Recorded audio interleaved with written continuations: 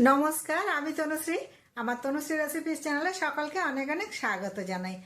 আমরা নিরামিষ দিনে কি রান্না করব সত্যিই ভেবে পাই না, তাই আমি নিরামিষ দিনে রান্না করার মতো একটা রেসিপি তোমাদের সাথে শেয়ার করছি।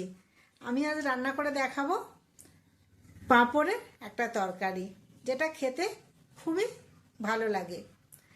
আমার এই রেসিপিটা প্রথম থেকে শেষ পর্যন্ত দেখার অনুরোধ রইল। যদি ভালো লাগে তাহলে একটা লাইক, কমেন্ট অ্যান্ড শেয়ার করো। আর আমার পাশে থাকতে আমার চ্যানেলটা সাবস্ক্রাইব করে পাশে থাকা বেল আইকনটা প্রেস করে দিও। তাহলে কি হবে, আমার নতুন নতুন রান্নাগুলো সবার আগে তোমরা দেখতে পাবে।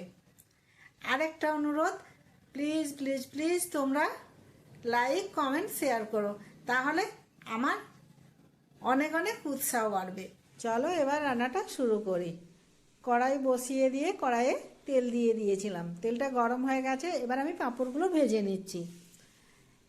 একটা পাঁপড় আমি হাফ হাফ করে নিয়ে ভেজে তুলে নিচ্ছি। এইভাবে আমি পাঁপড়গুলো সব ভেজে তুলে নিলাম। এবার আমি ওই তেলের মধ্যেই দিয়ে দেব আলু। আলুটাও আমি ভেজে তুলে নেব। আলুর মধ্যে অল্প একটু হলুদ দেব, দিয়ে আমি আলুটাকে ভালো করে ভেজেই তুলব, যাতে আলুটা সেদ্ধ হয়ে যায় এই ভাজার মধ্যেই। দেখো, হলুদ দিয়ে আমি ভাজতে থাকলাম। এই ভাজাটা কিন্তু একটু সময় সাপেক্ষ, সময় ধরেই ভাজতে হবে। দেখো, আমার আলুটা ভাজা হয়ে গেছে, আর আলুটা এখানে 80% সেদ্ধ হয়ে গেছে। এবার এই তেলের মধ্যে আমি দিয়ে দিচ্ছি তেজপাতা আর 5 ফোড়ন আর হিং। যারা হিং খেতে চাও না তারা নাও দিতে পারো। এবার এর একটা মিষ্টি গন্ধ আসা অবধি আমি এটাকে একটু ভেজে নিচ্ছি। এবার এর মধ্যে দিয়ে দেব পেঁয়াজ, আদা আর কাঁচা লঙ্কা পেস্ট করে রেখেছিলাম, সেটা দিয়ে একটু ভালো করে কষিয়ে নেব। এইভাবে আমি কষিয়ে নিচ্ছি। এই রান্নাটা কিন্তু কষিয়ে নিতে হবে ভালো করে। এবার এর মধ্যে দিয়ে দিচ্ছি লবণ, হলুদ গুঁড়ো, ধনে জিরে মৌরির গুঁড়ো দিয়ে একটু ভালো করে আবার কষিয়ে নিলাম। তারপরে দিয়ে দিলাম গোলমরিচ গুঁড়ো। আমি এখানে কিন্তু দুটো কাঁচা লঙ্কা ব্যবহার করেছিলাম আর গোলমরিচের ব্যবহার করেছি, আমি কিন্তু লাল লঙ্কা গুঁড়ো দিইনি। এবার দিয়ে দিলাম কাশ্মীরি লঙ্কার গুঁড়ো, দিয়ে একটু জল দিয়ে ভালো করে মশলাটাকে আমি কষিয়ে নেব। আমি এখানেই মশলাটা একদম 80% কষিয়ে নিচ্ছি। দেখো, এইভাবে কিন্তু মশলা কষালে তরকারির টেস্ট অনেক ভালো আসে।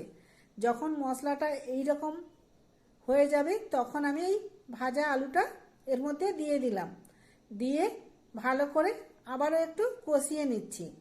এখানেই কিন্তু আমার আলুটা 100% সেদ্ধ হয়ে গেছে।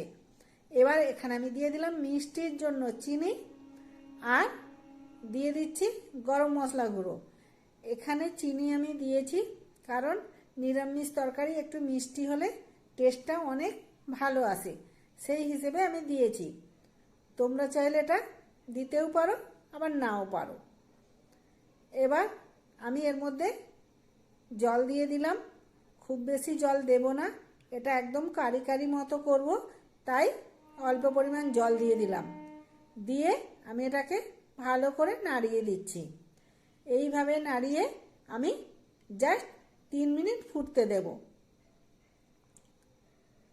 যারা আমার ফেসবুক পেজ থেকে এই ভিডিওটা দেখছো প্লিজ তোমরা ফলো করে দিও, আর যারা ইউটিউব চ্যানেল থেকে দেখছো প্লিজ সাবস্ক্রাইব করে দিও, আর যারা অলরেডি করে রেখেছো তাদের অনেক অনেক ধন্যবাদ।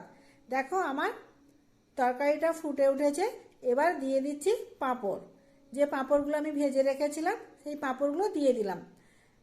আরেকটা কথা, পাঁপড় দেওয়ার পর বেশি সময় কিন্তু রান্না করা যাবে না।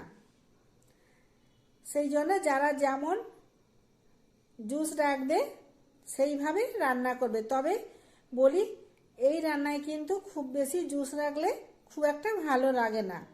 এটাকে একদম কারি কারি করলে বেশি ভালো লাগে।